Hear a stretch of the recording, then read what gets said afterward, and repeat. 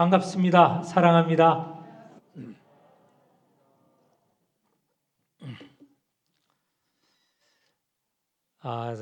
계속해서 사무엘 하를 우리가 읽고 묵상하고 말씀을 듣고 있습니다.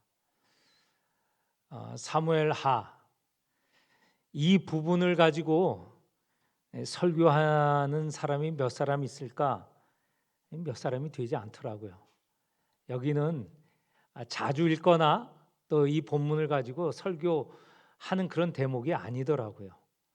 그런데 우리가 이렇게 성경을 이곳저곳 샅샅이 읽고 또 말씀을 묵상하고 듣게 되는 것은 우리가 매일 성경을 읽고 있지 않습니까? 이 매일 성경은 6년에 걸쳐서 모든 성경을 읽고 묵상할 수 있게 그렇게 되어 있습니다. 지난 코로나가 시작되기 직전에 2020년 2월부터 코로나가 시작되지 않습니까?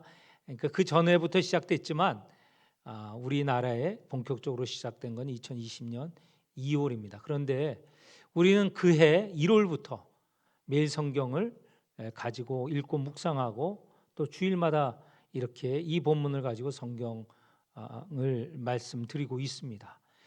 이제 만 3년이 다 됐습니다. 한 반쯤 왔습니다.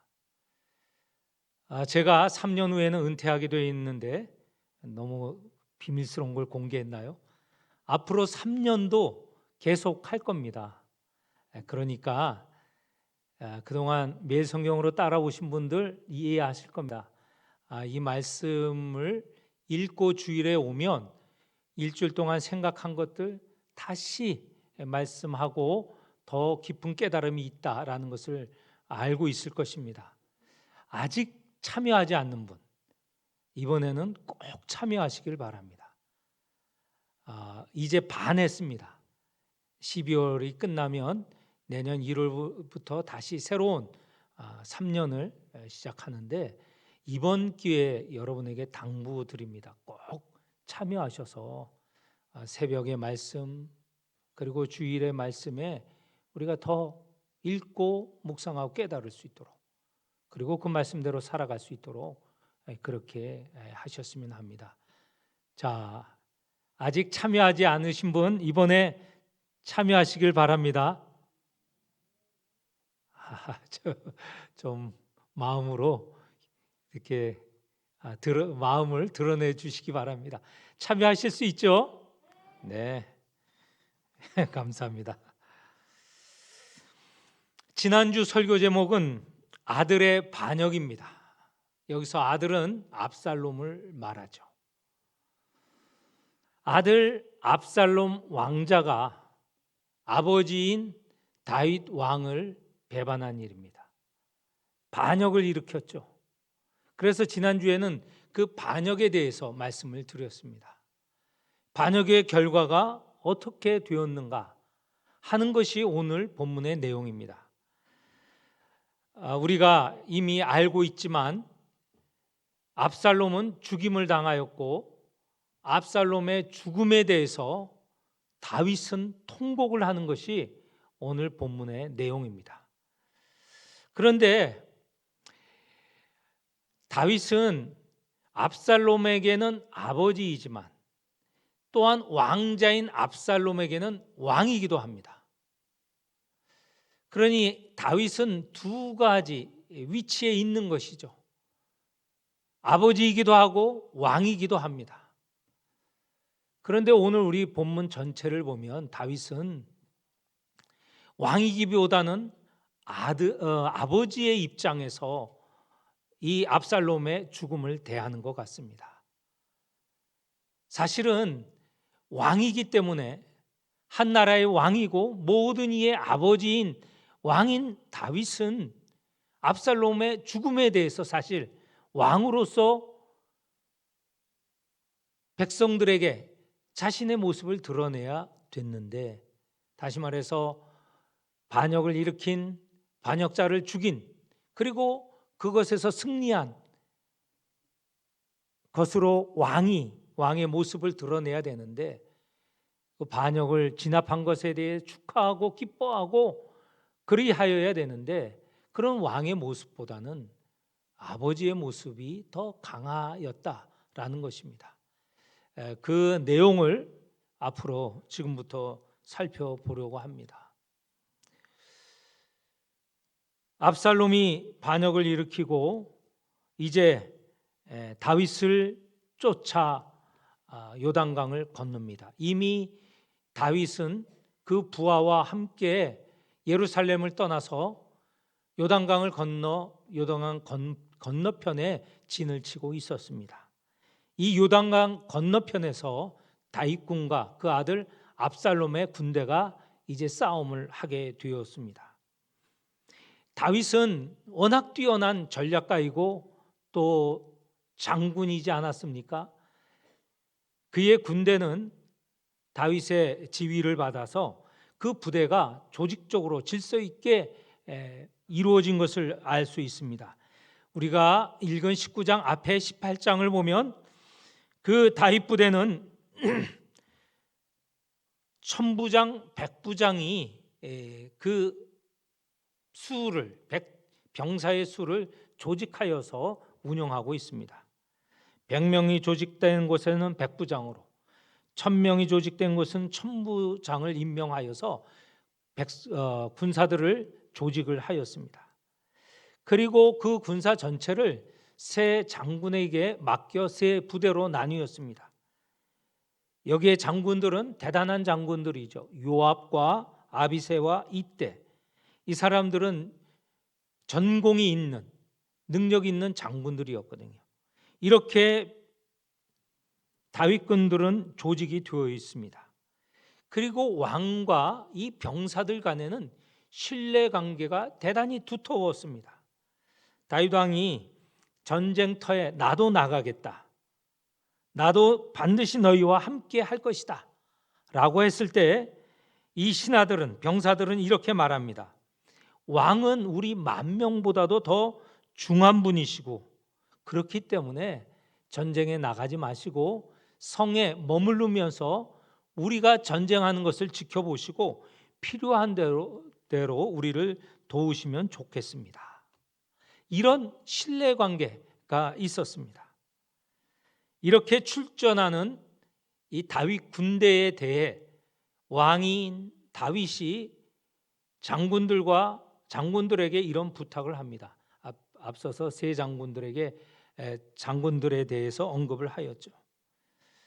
이 말, 다윗이 장군들에게 명령한 이 말이 앞으로 전쟁과 전쟁 이후의 모든 상황을 지배하는 분위기를 알려주는 말씀입니다. 그래서 기억하시면 좋겠습니다.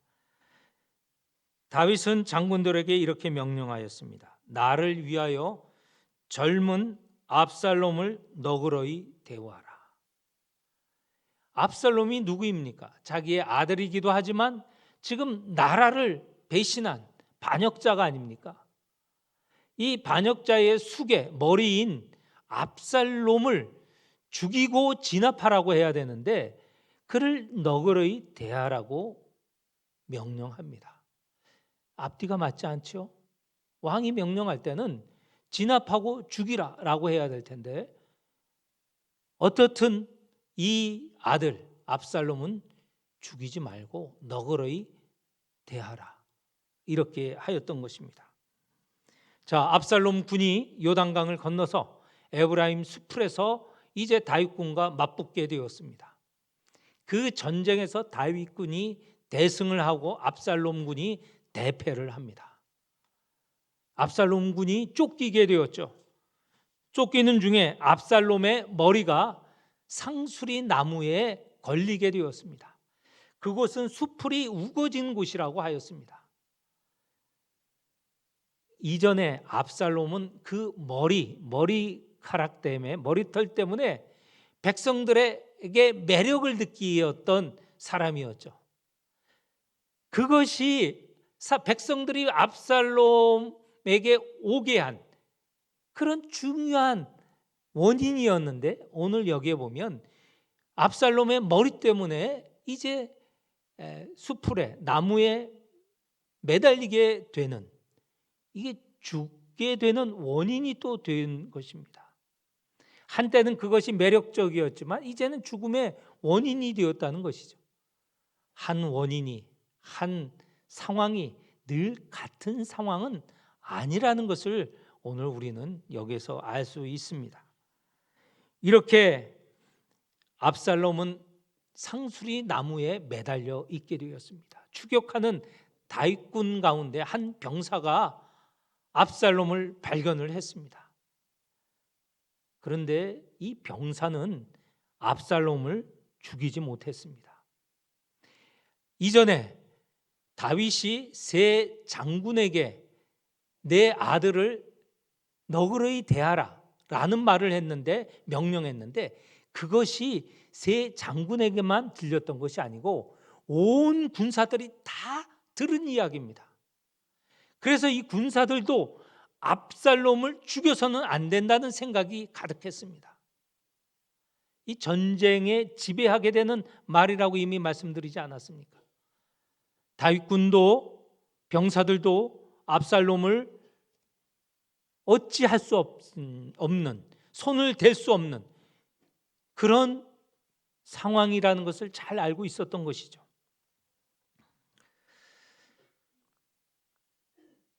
요압이 이 병사에게 말합니다. 네가 압살롬을 죽였더라면 내가 은 10개와 띠 하나를 선물로 주었을 텐데 네가 죽이질 못했구나. 이 말을 들은 병사는 이렇게 대답합니다. 장군 요압에게 이렇게 대답하는 것이죠. 내가 내 손에 은 1000개를 받는다 할지라도 왕의 아들, 즉 압살롬을 죽일 수는 없습니다.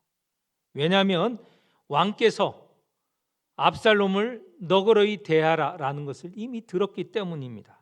만약에 내가 압살롬을 죽이면 내 생명이 어떻게 될지 모릅니다. 죽일 수가 없었죠. 이렇게 대꾸를 했습니다. 요압은 그와 대화를 하다가 이제 압살롬이 지금 매달려 있는 그곳을 향하여 급히 가게 되었습니다. 압살롬을 만났죠. 그는 창을 가지고 압살롬의 심장을 찔렀습니다. 그리고 압살롬과 함께한 병사, 부하 10명이 압살롬을 쳐 죽였습니다. 이렇게 하여서 압살롬은 죽게 되었고 압살롬의 반란은 진압되게 되었습니다. 요압은 압살롬을 죽인 그런 장군이죠. 자, 이렇게 전쟁은 승전으로 끝났습니다. 이 상황을 왕에게 알려야 되는데 요압 밑에 함께 있었던 사독의 아들 대제사장입니다. 아히미아스가 자기가 빨리 가서 왕에게 승전보를 아뢰겠다고 하였습니다. 그러나 요압은 다윗이 어떻게 반응할지 알고 있었기 때문에 네가 그렇게 서두를 필요가 없다. 네가 서둘러 가서 왕에게 승전보를 전할지라도 너는 상을 받을 수 없다. 이렇게 말합니다. 그러나 이 아히미아스는 다윗의 심정을 알지 못하였기 때문에 빨리 가서 전하고 싶은 마음이 그득했죠. 요압은 아히미아스보다는 구스 사람, 이방 사람을 보내어서 승전보를 전하고 했습니다. 그런데도 아히미아스 그는 계속 요압에게 졸라서 허락을 받고 달려가게 된 것입니다. 자, 아히미아스가 다윗이 있는 성까지 도착하게 되었는데 그때에 다윗은 전쟁이 어떻게 되었는가 궁금해서 18장 24절에 보면 두 문 사이에 앉아 기다리고 있었다고 말합니다. 그런데 다윗이 진정 기다렸던 소식은 무엇일까요? 전쟁에서 승전한 승전보를 기다렸을까요?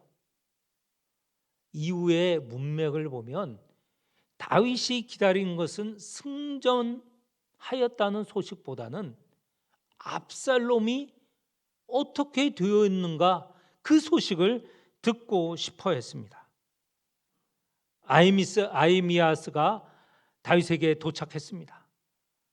아히미아스가 보고를 합니다. 우리가 승전을 하였습니다. 이런 승전보를 들은 왕은 어떻게 해야 될까요? 잘하였다. 정말 너희들이 목숨을 걸고 전쟁에서 승전하였으니 이 얼마나 기뻐할 일인가. 이렇게 응대하여야 할 터인데 다윗은 그렇게 하지 않았습니다. 승전보를 듣고 바로 물은 게 뭐냐면 젊은 압살롬은 잘 있느냐.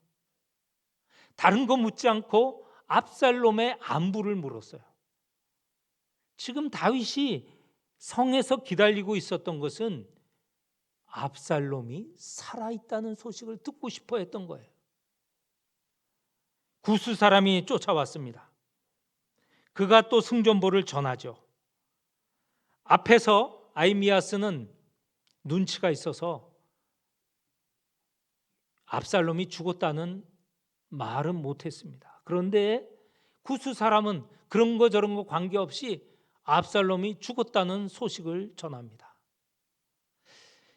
먼저는 구스 사람이 승전보를 전했을 때 다윗이 물은 거는 아히미아스에게 물은 것과 똑같습니다. 젊은 압살롬은 잘 있느냐? 그랬을 때 구스 사람이 압살롬이 죽었다고 말한 것이죠. 어떻게 됐을까요? 이제 다윗의 마음은 무너져 내렸습니다. 그 심정이 우리가 읽은 19장 1절 바로 앞부분 18장 33절에 잘 나와 있습니다. 제가 한번 읽어보도록 하겠습니다. 왕의 마음이 심히 아파 문 위층으로 올라가서 우니라. 그가 올라갈 때 말하기를 내 아들 압살롬아, 내 아들 압살롬아, 차라리 내가 너를 대신하여 죽었다면 압살롬아, 내 아들아 하였더라. 다윗은 아들 압살롬의 죽음에 대해서 상상할 수 없는 슬픔을 느꼈습니다. 이 자식의 죽음은요, 애통보다도 더 슬픈 것이라고 말들 합니다. 애통이라는 것은요, 무엇입니까? 이 창자가 끊어질 듯한 고통이죠. 그래서 애절한 고통 이렇게 얘기를 합니다. 창자가 끊어질 것 같은 것, 애절한 고통이라고 합니다. 그런데 이것보다 더 심한 고통이에요. 그래서 그 고통을 자식의 죽음을 특별히 말하는 단어가 있습니다. 참척이라고 합니다. 이 참은 뭐냐면 슬픔 참자에 척도 슬픈 척이에요. 그냥 슬픔 그 자체예요. 그거보다 더 큰 슬픔은 없기 때문에 자식의 죽음을 이렇게 참척이라고 이르는 것이죠. 모든 슬픔 중에서 가장 크고 심한 슬픔이 바로 자식이 죽은 슬픔이라고 하여서 참척이라고 합니다. 이 참척의 슬픔에 대해서 소설가 박완서가 한 말씀만 하소서라는 책에서 자기의 경험을 이야기하고 있습니다. 소설가 박완서도 자기 아들, 외동 아들이 죽었습니다. 갑자기 죽음을 당하였어요. 그래서 참척의 슬픔을 쓴 것이 바로 한 말씀만 하소서라는 책입니다. 그 가운데 제가 인용을 하나 해보겠습니다. 내가 이 나이까지 겪어본 울음에는 그 울음이 설사 인생의 반려를 잃은 울음이라 할지라도 지내놓고 보면 약간이나마 감미로움이 섞여 있기 마련이다. 배우자, 즉 남편이 혹 아내가 죽었을 때 그 슬픔 말할 수 없지만 그 울음 속에는 약간의 감미로움이 있을 수도 있다는 것이죠. 그런데 참척의 고통에는 전혀 감미로움이 섞여 있지 않다. 구원의 가망이 없는 극형이었다. 끔찍한 일이었다. 이렇게 자식의 죽음에 대해서 말하고 있습니다. 또 하나를 인용을 해봅니다. 참척을 당한 에미에게 하는 조의는 그게 아무리 조심스럽고 진심에서 우러나온 위로일지라도 모진 고문이요 견디기 어려운 수모였습니다. 자식을 잃은 그 고통은 어떤 위로도 위로가 되지 않는다는 말이죠. 다윗이 경험한 것이 바로 이 참척의 슬픔이고 참척의 고통이었다는 것이죠. 윤희상이라는 시인이 쓴 시 가운데는 짧은 시가 있습니다. 지난 겨울 나의 친구는 7살 된 딸을 가슴에 묻었다. 이게 시의 전체예요. 근데 이 시가 참으로 슬픔을 느끼게 한 것은 그 제목 때문에 그렇습니다. 이 시의 제목은 뭐냐면 걸어다니는 무덤입니다. 부모는 자식이 죽으면 그 몸을, 그 시신을 가슴에 묻는다는 거예요. 그러니까 가슴 속에 무덤이 있는 사람, 걸어다니는 무덤이 되는 것이죠. 다윗 왕이, 아버지인 다윗 왕이 이런 슬픔을 경험한 것입니다. 왕의 슬픔이 얼마나 큰지, 왕의 슬픔이 온 나라를 뒤덮었습니다. 우리가 읽은 성경 2절에 보면 왕이 그 아들을 위하여 슬퍼한다는 함이 그날의 백성에게 들림에 그날의 승리가 모든 백성에게 슬픔이 된지라. 지금 압살롬이 반역을 일으켰죠. 다윗군이 반역을 진압을 했습니다. 승리를 했습니다. 이제 기쁨이 넘쳐나야 되죠. 그런데 아버지인 다윗의 참척의 슬픔 때문에 온 나라가 슬픔에 빠져 들어갔다는 것이죠. 승리가 슬픔으로 뒤바뀐 것입니다. 이런 역전 상황이 어디 있습니까? 지금 승리의 기쁨 때문에 노래하고 춤추고 마시고 하여야 될 분위기가 완전히 장래의 모습으로 바뀌었다는 것이죠.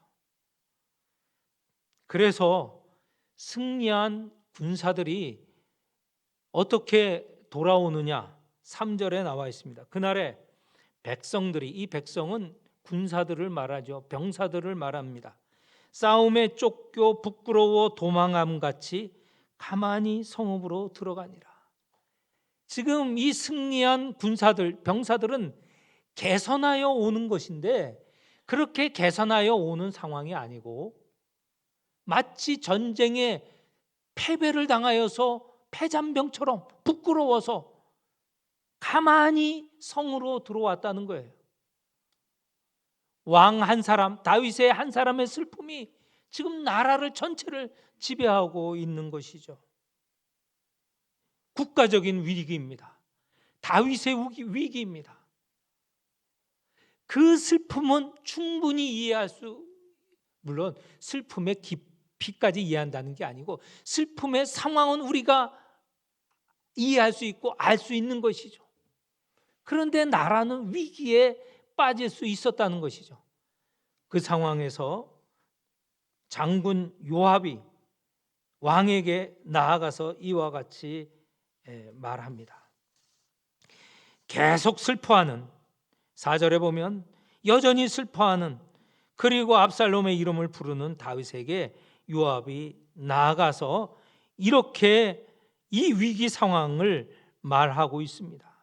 5절 6절에 보면 이런 말입니다. 왕의 통곡은 우리 지휘관들과 부하들의 얼굴을 부끄럽고 멸시하는 태도입니다. 지금 당신을 위하여서, 나라를 위해서 목숨을 걸고 나가 싸운 사람들, 당신의 생명을 구하고 당신의 가족들의 생명을 구한, 나라를 구한 이 장군들과 이 병사들을 부끄럽게 만드셨다는 것이죠. 왕께서는 미워하시는 자를 사랑하시고 사랑하실 자를 지금 미워하고 계십니다. 심지어는 요압이 이렇게 다윗의 마음을 열어 보입니다. 만일 압살롬이 살고 오늘 우리가 다 죽었더라면 왕이 마땅히 여기실 뻔하였나이다. 지금 이 전쟁에 나가서 이겨서 승리한 것, 이게 중요한데 다윗은 그게 중요한 게 아니에요. 압살롬이 살아있느냐, 이게 더 중요한 거예요. 이 말을 드러낸 것이죠. 이렇게 부하들을 부끄럽게 하고 멸시한다 하는 것이 다윗의 지금 태도입니다. 이 멸시한다는 것은요, 원래 뜻은 없다고 생각하는 거예요. 없다. 그러니까 다윗은 지금 자기를 위해서, 나라를 위해서 한 이 모든 장군과 백성을 없다고 생각하는 거예요. 이런 잘못된 모습이 어디 있습니까? 이렇기 때문에 당장 지금 나가서 부하들의 마음을 위로하지 않으신다면 아마도 내일 아침이 되면 이 부하들은 당신을 다 떠날 것입니다. 그리고 당신이 당할 재앙은 젊어서 사울에게서 쫓기던 그 시기부터 지금까지 당한 재앙보다도 더 큰 재앙을 아마 받을 것입니다. 다윗이 더 이상 왕도 되지 못하고 아마 목숨도 잃을 수도 있다는 그런 말이죠. 요압의 이 말에 다윗이 정신을 차렸습니다. 아버지로서는 참척의 슬픔을 가질 수 있지만 지금 나라를 봐서는 이런 슬픔에 빠져 있을 수만 없는 것이죠. 8절에 왕이 일어나 성문에 앉았다고 하였습니다. 성문은 사람들이 모이는 곳입니다. 지금 병사들이 모이고 백성들이 모이는 곳이죠. 왕이 그곳에 앉아 있다는 말을 듣고 모든 백성들이 왕 앞으로 나왔다. 다윗이 이 상황을 바로 백성들과 병사들과 함께한다는, 그들의 전공을 치하하는 자리였다는 것이죠. 이래서 다윗이 위기를 넘기게 되었습니다. 다윗은 압살롬의 아버지이기도 하지만 동시에 이스라엘의 아버지이기도 합니다. 왕은 온 백성의 아버지이거든요. 아들 압살롬의 죽음으로 극심한 슬픔 가운데 있는 아버지이지만 압살롬의 죽음으로 승리한 이스라엘 백성의 아버지이기도 합니다. 왕이기도 하죠. 지금 이 상황에서 보면 다윗은 왕의 무게보다는 한 자연인의 아버지로서 더 무게를 두고 있었던 것이죠. 다윗은 병사들과 함께 승리를 기뻐했어야 했습니다. 왕은 자신을 위해 목숨을 걸고 싸운 병사들의 노고를 치하했어야 했죠. 그래야 병사들은 왕에게 더욱 충성하고 그럴 때 나라가 더 강해질 수 있는 것이 아니겠습니까? 왕이라고 해서 아들의 슬픔에 대해 슬퍼하지 말아야 한다는 것이 아닙니다. 왕은 백성들이 보지 않는 곳에서 얼마든지 자신의 슬픔을 토로할 수 있는 것이죠. 백성이 보지 않을 때 의식하지 않고 더 슬픔을 표할 수 있는 것 아닙니까? 오늘 다윗의 이 내용, 아버지의 슬픔만이 드러날 때 왕으로서 가질 공적인 책임이 무시되고 공적인 그런 역할이 무너지게 될 때 나라는 위기에 처해질 수 있다는 것입니다. 다행히도 요압의 말을 들은 다윗은 성문 앞으로 나아갔고 백성들을 위로하고 치하하여서 이 위기를 벗어날 수 있습니다. 오늘 우리 교회의 상황도 마찬가지입니다. 교회에서도 사적인 감정, 일 때문에 교회가 어려워지는 때가 있습니다. 그것은 모든 이에게 다 해당될 수 있는 말이죠. 저 자신도 사적인 감정, 일 때문에 교회가 공적으로 드러나고 유지되어야 될 안정된 부분을 깨트릴 수도 있다는 것이죠. 우리의 한 사람의 사적인 일이 이 공적인 조직인 주님의 몸된 교회가 위험하게 위태롭게 될 수도 있다는 것이죠. 우리는 사적인 일을 무시하라는 게 아니고 거기에 앞서서 우리 한 교회를 이룬 각각의 지체가 아닙니까? 이 지체들이 연합하여서 주님의 몸된 교회를 이루지 않았습니까? 이 교회를 생각할 때 이 교회가 건강하게 존재할 수 있다는 것이죠. 지체가 아파서 그 아픔으로 끝난다면 몸이 연약해질 수밖에 없고 몸이 위태로워질 수밖에 없습니다. 다시 말씀드립니다. 개인적인 감정, 일을 없애라는 게 아닙니다. 그것을 표현할 수 있고 그것을 가질 수 있어요. 그러나 우리는 한 몸을 이룬 이 공동체를 위해서 슬픔과 동시에 공적인 일, 이 교회를 이루는 내가 그 교회의 한 구성원이고 그 교회를 이루었다는 생각도 가져야 할 것입니다. 우리 모든 성도들 교회를 이룬 이 한 몸을 이룬 이 생각, 나의 한 사람 한 사람의 생각과 태도가 얼마나 중요한지 깨닫는 귀한 시간이 되시기를 축원합니다. 기도하겠습니다. 하나님 아버지, 우리 모두 한 몸을 이룬 한 교회를 이룬 성도임을 기억하게 하시고 나의 개인적이고 사적인 감정 일 때문에 교회를 그르치지 않게 하여 주옵소서. 교회가 더 든든하게 세워지도록 우리의 마음을 열어주시고 우리의 마음이 우리 교회가 성장하고 성숙하여지는데 중요한 역할 또 마땅히 감당하여야 할 역할을 감당하게 하여 주옵소서. 예수님의 이름으로 기도합니다. 아멘.